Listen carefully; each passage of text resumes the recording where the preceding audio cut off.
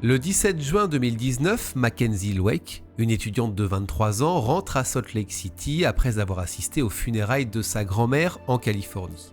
Il est un petit peu avant 2h du matin lorsqu'elle atterrit. Elle commande un service de VTC, puis est déposée dans un parc isolé à plusieurs kilomètres de chez elle. C'est la dernière fois que quelqu'un la voit en vie. Dans les jours qui suivent, sa disparition alerte ses proches, puis les autorités. Ce qui commence comme une simple disparition se transforme rapidement en affaire criminelle complexe. Qui était vraiment Mackenzie Lwek? Et que s'est-il passé cette nuit-là? Voici une histoire de confiance brisée, de rencontres numériques, vous allez le voir, et d'une vérité que personne n'avait anticipée.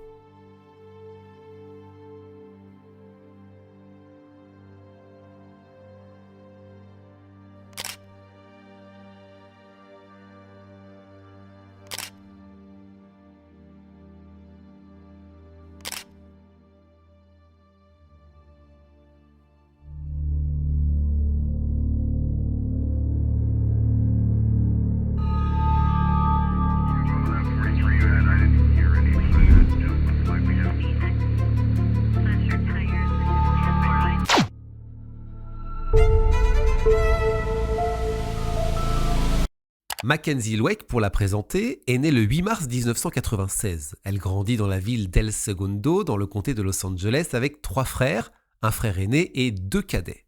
C'est une jeune femme sportive, elle a fait partie de l'équipe de natation et a joué au water-polo durant sa scolarité. Par la suite, elle fait ses études supérieures à l'université de l'Utah, en se spécialisant en santé publique, notamment dans les soins infirmiers et la kinésiologie. Elle rêve de devenir soignante ou infirmière, portée par un réel désir d'aider les autres. Elle travaille à mi-temps dans un laboratoire d'analyse et suit ses cours, vous l'avez compris, en parallèle. C'est une jeune fille douce, souriante, généreuse et sociable. Mackenzie est très proche de sa famille. Ses amis disent d'elle qu'elle est curieuse, indépendante, mais aussi prudente. En fait, elle est comme beaucoup de jeunes étudiantes de son âge. Elle aime les voyages, elle aime ses amis, elle aime les animaux. Elle n'a pas de petite amie, mais elle aime sortir avec des hommes un petit peu plus âgés qu'elle. Elle fréquente d'ailleurs des applications de rencontres. Rien d'étonnant, a priori. À l'université, elle est membre de la sororité Alpha Chi Omega. Et pour ses sœurs, c'est une personne positive et une bulle de bonheur. Vous l'avez compris, Mackenzie Lwek, c'est une étudiante studieuse.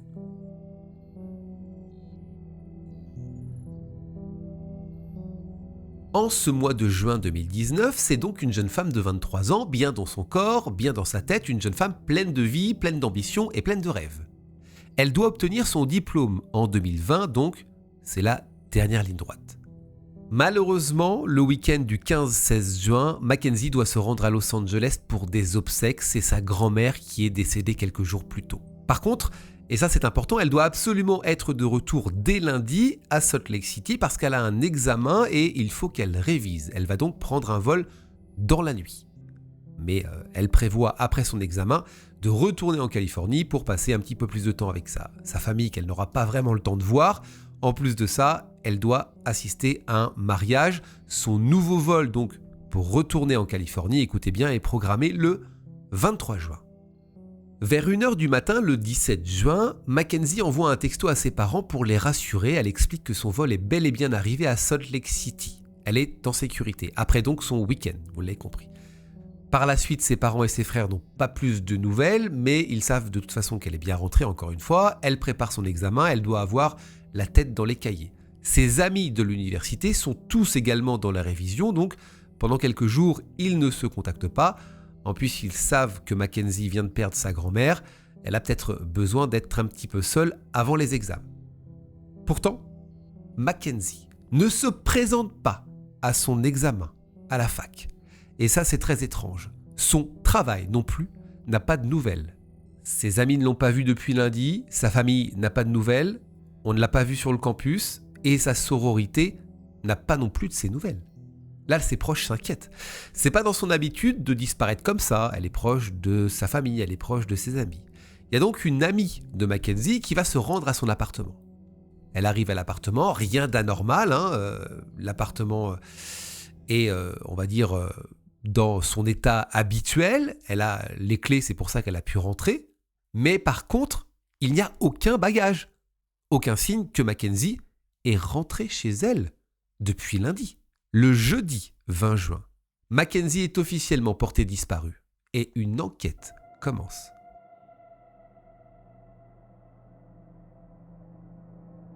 Dans cette enquête, assez rapidement, la police va retracer le chemin de Mackenzie depuis son arrivée à l'aéroport de Salt Lake City. Une fois atterri, on voit effectivement Mackenzie sur les images de vidéosurveillance de l'aéroport. Il est 2h du matin. Ensuite, elle se connecte sur une application qui s'appelle Lyft pour trouver un chauffeur qui va la mener au niveau de Hutch Park, dans le nord de Salt Lake City, en banlieue, dans un quartier assez populaire. Le chauffeur qui l'a pris ce soir-là est immédiatement interrogé. Celui-ci déclare l'avoir déposé un petit peu avant 3h du matin au parc en question, car, c'est ce qu'il raconte aux enquêteurs, elle devait rencontrer un ami.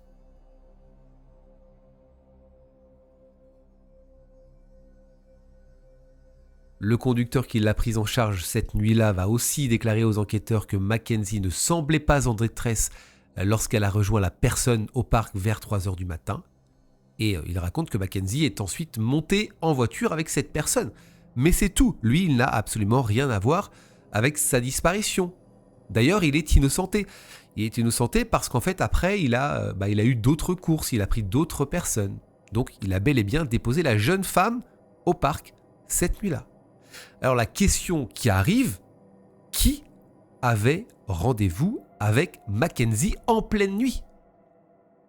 Encore une fois, là aussi les policiers vont mener leur enquête aux abords du parc, on va éplucher les vidéos de surveillance, ils vont faire du porte-à-porte pour essayer d'avoir des témoignages potentiels et surtout ils vont fouiller le parc. Le problème c'est que le téléphone de Mackenzie est éteint, ça veut dire qu'on ne sait absolument pas où elle a pu se rendre, où elle peut être à ce moment-là, et elle ne donne aucun signe de vie sur les réseaux sociaux. La police va alors publier ce message. Mackenzie Lueck est portée disparue depuis le lundi 17 juin, lorsqu'elle a atterri à l'aéroport de Salt Lake City tôt le matin. Elle a été entendue pour la dernière fois à 1h du matin, lorsqu'elle a envoyé un texto à ses parents pour leur dire que son vol avait atterri en toute sécurité. Depuis lundi, elle a raté ses examens de mi-session à l'université de l'Utah et n'a pas été en communication avec sa famille ou ses amis. Nous savons qu'elle avait prévu de prendre l'avion de l'aéroport de Salt Lake City à l'aéroport de Los Angeles à un moment donné, le dimanche 23 juin. Notre objectif principal est de trouver Mackenzie et de la ramener à la maison. Sa famille est reconnaissante de l'attention, des prières et des efforts inlassables de la police de Salt Lake City et des membres de la communauté. Mackenzie mesure 1,68 m, pèse 54 kg et est mince et athlétique. Elle a les cheveux blonds, de longueur moyenne, et a les yeux bruns. Si vous avez vu Mackenzie, ou si vous avez des connaissances ou des informations sur l'endroit où elle se trouve depuis le lundi 17 juin, veuillez contacter le service de police de Salt Lake City au 801 799 3000. Les enquêteurs émettent l'hypothèse, c'est l'une des hypothèses qu'on émet généralement dans ces cas-là, que Mackenzie a peut-être fugué avec un homme ou peut-être qu'elle a voulu disparaître volontairement. Rien à ce moment-là ne les laisse penser qu'elle est en détresse ou qu'elle a pu être blessée, même, encore une fois, s'ils prennent très au sérieux cette disparition. La famille, les amis et les sœurs de la sororité participent aux recherches, ils partagent l'affiche de Mackenzie en ligne, il y a une page Facebook qui est créée, même plusieurs pages Facebook d'ailleurs, et puis Twitter aussi est très actif concernant la recherche de Mackenzie. L'idée c'est que on retrouve le plus rapidement possible la jeune femme. Le problème, et pas des moindres, c'est que le dimanche 23 juin, Mackenzie, et ça vous vous en doutez, ne va pas prendre son vol pour Los Angeles comme c'était prévu pour retourner voir sa famille et assister donc à ce fameux mariage. Et là, ça devient très inquiétant. Le FBI se penche alors sur ce cas et encore une fois, avec la police, ils épluchent les applications qu'utilisait Mackenzie. Peut-être que la réponse est ici. Et effectivement, il y a un site en particulier, une application qui va attirer leur attention. En fait, c'est une application de rencontre qui est utilisée par certaines étudiantes pour rencontrer des hommes un petit peu plus âgés. Le site en question s'appelle Sugar Daddy Dating. C'est une application qui met en relation des jeunes étudiants avec des hommes qui sont plus stables financièrement, qui sont plus âgés, qui veulent peut-être une relation plus sérieuse. Et en épluchant cette application, effectivement, il y a un profil qui ressemble à celui de Mackenzie. Elle est bel et bien inscrite sur cette appli. D'ailleurs, voici un commentaire qu'elle a posté sur Facebook expliquant comment elle rencontre facilement des hommes de plus de 35 ans sur cette application. Essaye Tinder et sois direct à ce sujet. Ma publication dit « Je veux une relation SDSB avec une vraie connexion ». Si tu sais pas ce que veut dire SDSB, dis-le franchement. Sugar Daddy, Sugar Baby. Mais s'ils ne savent pas ce que c'est, ils ne valent probablement pas ton temps. Règle tes préférences d'âge, à partir de 35 ans, tu auras plus de chance là-bas. Envoie-moi un message privé si tu as d'autres questions, j'ai de l'expérience. J'ai un peu d'expérience avec Seeking Arrangements, uniquement en ligne, et Tinder, et j'en ai actuellement 2, lol. La dernière connexion d'ailleurs date du 16 juin, donc un jour avant sa disparition. Les enquêteurs découvrent rapidement que le dernier contact de Mackenzie est un certain Ayoola Ajayi. Le 24 juin, cet homme est convoqué au commissariat pour être interrogé et naturellement, il veut aider à faire avancer l'enquête. Il admet qu'il a envoyé un message à Mackenzie via le site de rencontre en ligne, mais il maintient qu'en fait, elle l'a bloqué et qu'en fait, leur communication avait rapidement pris fin. Il montre à la police une capture d'écran de leur message et en fait, elle a cessé de répondre une fois qu'il a envoyé ses photos. C'est ce qu'il raconte aux policiers. Il explique qu'il s'est dit qu'elle ne voulait pas aller plus loin parce que peut-être il n'était pas son style. Mais la police va fouiller beaucoup plus profondément dans la vie de cet homme, Ayoola Ajayi. Il est originaire du Nigeria, il est né en 1988. Il détient une carte verte qui lui permet de travailler aux États-Unis. Il étudiait auparavant à l'université d'État de l'Utah, mais en fait il a été interdit d'accès au campus en 2012 pour plusieurs raisons, notamment des problèmes avec son visa et surtout des allégations selon lesquelles il aurait volé un iPad. Il a été autorisé à retourner sur le campus en 2015 après avoir résolu des problèmes avec donc son visa. Il a étudié l'informatique mais n'a pas obtenu son diplôme. Il travaille désormais dans les technologies de l'information et a brièvement été dans la garde nationale de l'armée. Fait beaucoup plus troublant, Ayoola Ajayi est en lien avec des affaires criminelles. En 2018, écoutez bien, il aurait agressé sexuellement une femme chez lui, mais cette femme n'a pas porté plainte. Ayoola a également fait l'objet d'une enquête en lien avec un viol signalé en 2014. La victime présumée n'a pas porté d'accusation non plus. Ayoola a également été accusée par son ex-femme d'avoir menacé de la faire kidnapper et de la tuer. Ex-femme qui va également rapporter qu'il devenait vraiment agressif lorsqu'elle ne faisait pas ce qu'il exigeait. Il est également l'auteur, ce Ayoola, d'un roman intitulé Forge Identity, où en fait des personnages sont tués et brûlés. Un livre signé de son nom qui est en vente sur Amazon. 2 jours plus tard, le 26 juin, les autorités obtiennent un mandat de perquisition pour fouiller sa maison. C'est un pavillon situé dans le quartier de Fair Park, à environ 10 minutes du parc en question.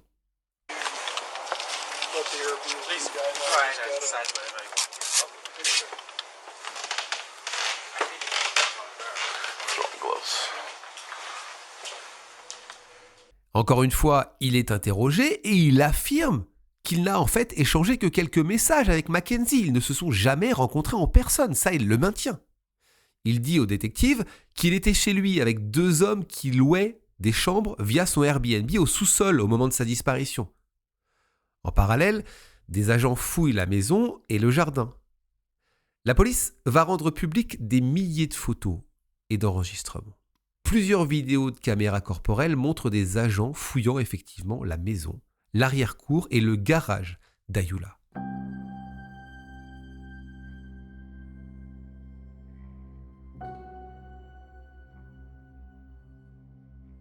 Des boîtes de munitions, une fourche, mais aussi des objets calcinés sont trouvés dans le jardin. Objets qui correspondent à des objets personnels de Mackenzie Lwek. Un sac à main et le portefeuille de la jeune femme avec sa carte d'identité sont également retrouvés brûlés.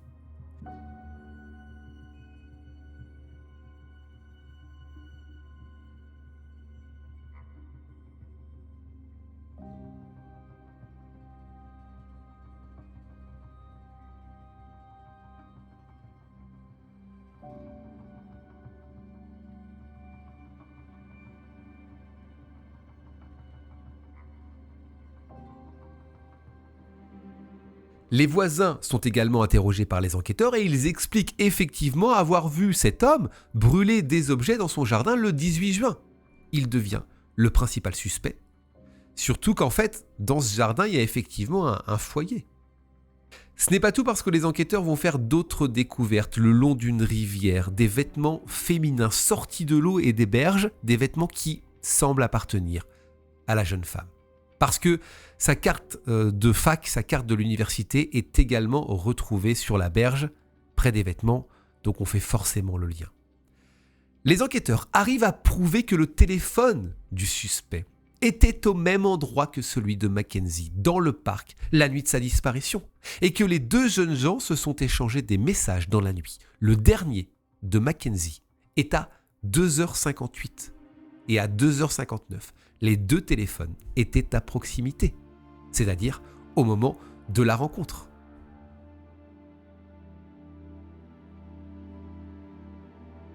La garde à vue continue, Ayoola n'est pas vraiment bavard, ça va durer plusieurs heures et à un moment donné, il va commencer à trembler. Il va expliquer qu'il a froid. Les détectives lui donnent une couverture, il s'emmitoufle en continuant de nier. Il nie n'avoir jamais vu Mackenzie en personne, malgré les preuves accablantes. Finalement, la police le laisse seul dans la pièce pendant quelques heures avant de revenir pour prendre ses empreintes digitales et le relâcher. Le lendemain matin, nous sommes le 27 juin. Le vendredi 28 juin, Ayoola Ajayi, 31 ans, est arrêté et accusé de meurtre. Il est appréhendé par une équipe SWAT dans un complexe sportif. Encore une fois, il nie connaître la jeune femme, mais des photos d'elle sont trouvées dans son téléphone portable. L'analyse des restes carbonisés retrouvés dans son jardin permet d'identifier des tissus humains féminins compatibles avec le profil ADN de Mackenzie. En fait, les choses que les voisins ont vues brûler cette nuit-là, c'était ça. Mais le corps de Mackenzie est introuvable, malgré les recherches qui continuent dans le jardin et dans la maison du suspect. Un suspect qui va avouer face à ces terribles preuves, et il indique où le corps a été enterré. Le 3 juillet, lors de recherches près de Logan Canyon, près d'une route principale dans une tombe peu profonde, un corps calciné est trouvé. Le 5 juillet, la police annonce officiellement que le corps de Mackenzie a été retrouvé ici. Les relevés téléphoniques d'Ayoola montrent qu'il était à cet endroit le 25 juin entre 14h30 et 16h30. Il va ensuite raconter ce qui s'est passé. Il raconte qu'il a rencontré Mackenzie en 2018 sur un site de rencontre appelé Seeking Arrangement, qui se présente en fait comme une plateforme de rencontre pour les sugar daddies et les sugar babies. Mais il ne s'était jamais encore vu. Il explique qu'il a ensuite repris contact et décidé de se voir quand elle revenait dans l'Utah. Pourquoi Mackenzie a-t-elle décidé de le voir le lundi à 3h du matin dans un parc ? Est-ce qu'elle avait besoin de réconfort après le week-end de funérailles ? Dans tous les cas, Ayoola Ajayi avait décidé de la tuer. C'était prévu. Il avait déconnecté le système de surveillance de sa maison avant de partir. Une fois arrivé chez lui, il a attaché les mains de Mackenzie derrière le dos avec des attaches zippées et de la corde. Il a essayé de l'étrangler avec ses mains. Elle s'est débattue. Elle a mis toutes ses forces. Il l'a placée sur le ventre et ensuite, il a fini le travail avec une ceinture. Elle a aussi subi un choc à la tête et, d'après l'autopsie, c'est ce qui l'aurait tuée. Après avoir assassiné la jeune femme, Ayoola va enterrer le corps et ses affaires dans le jardin. Le lendemain, il va brûler ses restes. Quelques jours plus tard, quand il est sorti de son premier interrogatoire, il déterre les restes de Mackenzie pour les enterrer à Logan Canyon. Pourquoi a-t-il tué Mackenzie ? Aucun mobile, à part la folie et peut-être l'envie de voir ce que ça faisait de tuer quelqu'un. Je vous rappelle qu'il a écrit un livre dans ce sens. Ayoola, c'est un vrai prédateur avec des accusations passées, et son passé laissait entrevoir un comportement très inquiétant. Un entrepreneur qui a appris l'arrestation de cet homme, Ayoola, se rend à la police avec des informations. Il raconte qu'Ayoola lui avait demandé de construire chez lui une pièce secrète insonorisée dans sa maison et protégée par une serrure de scanner d'empreintes digitales. Il souhaitait des crochets suspendus dans les murs en béton, soi-disant pour accrocher des bouteilles. Cette pièce lui permettrait de boire en cachette, car sa femme était mormone, c'est ce qu'il a raconté à l'entrepreneur. L'entrepreneur n'a pas donné suite. En fait, il a trouvé ça bizarre. Mais il n'a pas pensé une seconde avoir affaire à un prédateur et un tueur. S'il avait alerté la police, aurait-il été pris au sérieux ? Ayula aurait-il été surveillé ? A priori non, car la loi n'interdit pas de construire des trucs bizarres chez soi. Ayula est accusé de meurtre aggravé, enlèvement aggravé, profanation d'un corps et entrave à la justice. Le 7 octobre 2020, Ayula Ajayi plaide coupable de meurtre aggravé au premier degré et de profanation au troisième degré d'un corps humain. En échange, la peine de mort est écartée et les accusations d'enlèvement aggravé et d'entrave à la justice sont abandonnées. Le procès est rapide, car les preuves, vous l'avez vu, sont accablantes. Le 23 octobre, il est condamné à la prison à vie sans possibilité de libération conditionnelle. Il s'est excusé devant le tribunal. Il a demandé pardon aux parents, mais ça ne semblait pas très sincère. Sa victime de 2018, souvenez-vous, a décidé de porter plainte finalement après le procès. Un procès pour cette affaire a eu lieu début décembre 2020. Ayula a plaidé coupable à un chef d'accusation d'abus sexuels forcés au deuxième degré et a été condamné à 15 ans de prison, supplémentaire donc. Le meurtre de Mackenzie, c'est un rappel brutal des dangers qui peuvent se cacher derrière des rencontres en ligne. Il souligne l'importance de la vigilance, de la communication et du soutien communautaire pour prévenir de telles tragédies.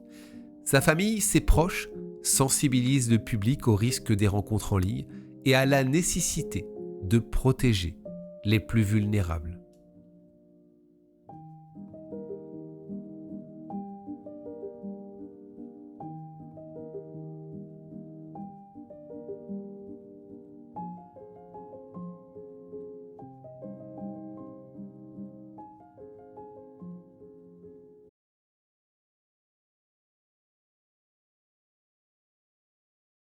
Cette histoire, effectivement, nous rappelle quand même que les rencontres en ligne, surtout la nuit, peuvent s'avérer dangereuses et ça, faut pas l'oublier.